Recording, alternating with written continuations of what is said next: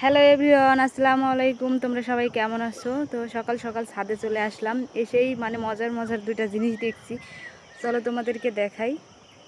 মানে আমি একটা কাজ করতে আসি, এই দুইটা জিনিস চোখে পড়ছে। তো এই যে গোবরের এই ঘুঁটোগুলো হয়েছে রোদ্রে দিতে ছাদে আসছি, আইসি দেখি আমার এদের এই ড্রাগন গাছগুলোতে ফুল ফুটছে। তো এখনও রোদ বেরিয়ে গেছে, ঠিক আছে, এই যে রোদ বেরিয়ে গেছে, তারপরে ফুলগুলো কত সুন্দর হয়ে আছে দেখো। ড্রাগনের ফুল দেখতে কিন্তু সুন্দর লাগে, মাশাআল্লাহ, অনেক ভালো লাগে দেখতে। এই যে দেখো কি সুন্দর ফুটে আছে, তিনটা ধরেছে না কয়টা, ওইখানে একটা আছে। এই ফুলটা আবার দেখো কি সুন্দর। রাত্রে আমি কোনোদিনও ফুল মানে দেখতে পাইনি, কারণ ছাদে ওঠা হয় না রাত্রে, আবার দেখাও হয় না। ওই যে একটা আমাদের ঘরের সাথেই আছে, এই যে কত ঘাস হয়ে গেছে, ঘাসগুলো পরিষ্কার করার দরকার। সব ড্রাগন গাছগুলো ঘিরে নিছে দেখো। এই এই এতটুকু গাছে কয়টা কলি আসছে?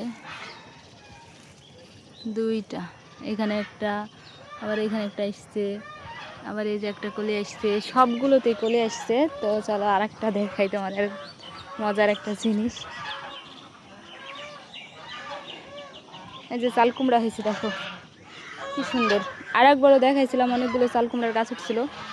তা দেখো দেখো আইগোর চাল কুমড়া এই কি কিছে, দুইটা পাইছি, তিনটা, ওরে আল্লাহ, এগুলো সব নষ্ট হয়ে যাবে, একটাও থাকবে না।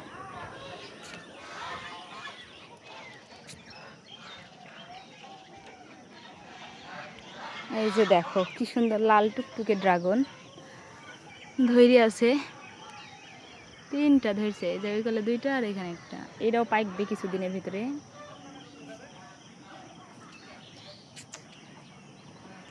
তো এবার তো বাড়িতে যে কোনো জিনিস লাগানোর পর যদি মানে সেটাতে ফুল বা ফল আসে, অনেক আনন্দ লাগে। তো এবছর অনেক ড্রাগনের ফুল নষ্ট হয়ে গেল, সকাল সকাল এত গরম পড়ে। তো সকালের পরিবেশটা ছাদে আসলেই বোঝা যায়, কারণ সকালবেলায় আমি প্রতিদিন রান্না করতে বসি, তো এগুলো মানে চোখে পড়ে না, শুধু আগুনই দেখতে পাই।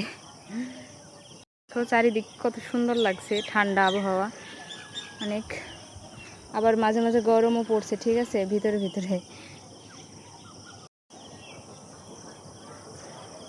তো তোমরা সবাই ভালো থাকো, আল্লাহ হাফেজ।